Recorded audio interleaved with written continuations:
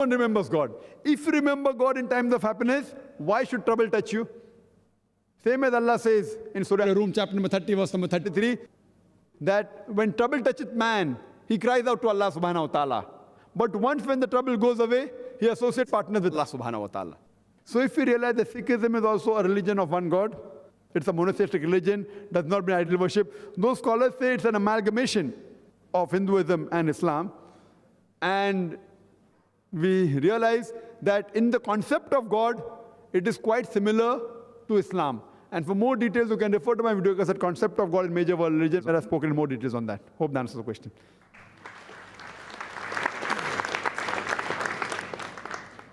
Inshallah, we'll just have the last two questions due to lack of time, and we cannot continue. Maybe we have the next question from the brother over here. Assalamu alaikum. My name is Fahad. I work as a computer programmer. My question is related to Islamic banking. What is meant when a certain Islamic bank says that they're going to offer a loan at an X% APR? Is that not interest? That's a question that he wants to know about Islamic banking. Islamic banks offer loan and they add a X%. They call it service charge, whatever. Is it not interest? See, basically, interest is haram in Islam.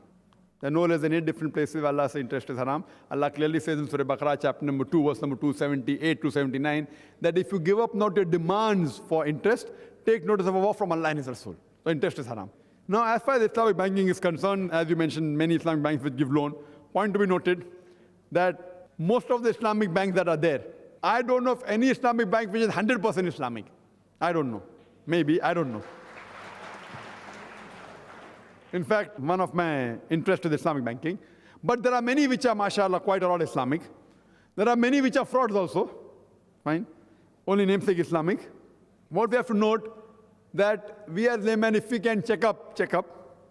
If you analyze, there is Islamic system of musharika, profit and loss sharing, which is the best, safest. Musharika means you become a partner in it. Now, other aspects are there, mudareba is there. That is cost plus. In cost plus, many a time, people falter. And many a time, it's nothing but catching the nose with long cut, Aisa nose pakadne ka. You say that it is nothing but trying to make a gimmick. So we have to analyze. And many fatwas are given on this is allowed, that is allowed, which I don't agree with also. So when an Islamic bank comes, we have to scrutinize who is on the Sharia board. Just by name, please don't go. That's not important. What they do, etc. So many of the Islamic banks, I wouldn't call them Islamic, they may be very small percentage Islamic. Now in the Islamic bank, most of them do mudareba. In mudareba, there's a problem, cost plus, which comes. Sometimes it's possible, ijara is there, that is hire purchase is there, which is Islamic, musharika is safe. Safe means if they're following Islamic principles. No? In other parts, we have to check up. And what we analyze that most of the banks, they falter. And because they compete with the normal conventional bank, they keep the same interest, so name is different. Naam ka farak hai, label is different but the same. So we have to be careful while taking loan. But as a layman, if suppose you think it is Islamic and you take it, and if they are doing something wrong, out of ignorance you have gone, so the blame will come on them, not on you. If you know they are haram and then you go, then the blame will come on you. So it is the onus of the people running Islamic banks to check up whether they are following. What happens, there are many fatwas in this. And fatwa shopping is very easy. You know what fatwa you want to get. So they go and whether in Egypt to get, or Pakistan or India. So they take fatwa which is convenient for them and then they sanction it. So you have to be careful while Islamic banking is there. Not that it's not possible. Possible, very difficult. There are some banks I know which are, mashallah, good, yet not 100%. And they know it's 100% because unless you don't have the central system of Islamic, you can't be 100%. So the thing that there are many Islamic banks coming up, we have to check up whether Islamic or if it's there. But there is a system which you can do. So you have to check up the functioning, how they do, and then you have to decide whether right or wrong. Hope that answers the question. Inshallah, we'll just have the last question from the sister. Assalamu alaikum, brother. My question, and there's a small comment after it. Should British Muslims develop a body for speaking to the media on Muslim issues? And I ask this question because currently in this environment, the media are talking about basic beliefs in our deen. and they're calling upon different people who don't represent any of our views about why we are Muslims. They're talking, because we're going to the mosques and we're teaching our children, they think this is an extremist.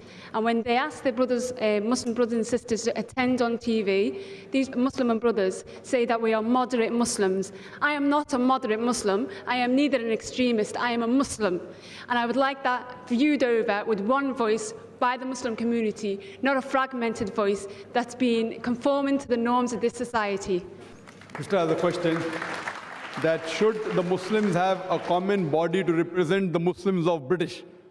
Yes, they should have a common body for British Muslims, for American Muslims, for Indian Muslims, all the countries, as well as one international Muslim body also.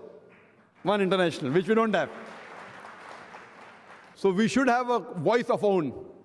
Better have one good united force, and I believe that you already have in Britain, known as MCB, Muslim Council of Britain, and I think you're doing a good job. Not in the media. Sorry, I'm aware of the Muslim Council of Britain, but as you know, media is manipulation. They don't target the Muslim Council of Britain. They individually target different Muslims to represent Muslims. The sister said that the Muslim Council of Britain is there, but the media doesn't talk. So you create your own media. That's what I'm saying. Media will run after you. You know, for me, in Bombay, the BBC asked me to give comments. The CNN, I don't give, for my own reasons. The BBC, the CNN, the NDTV. See, when someone throws stones at you, raise yourself so high the stone should not reach you.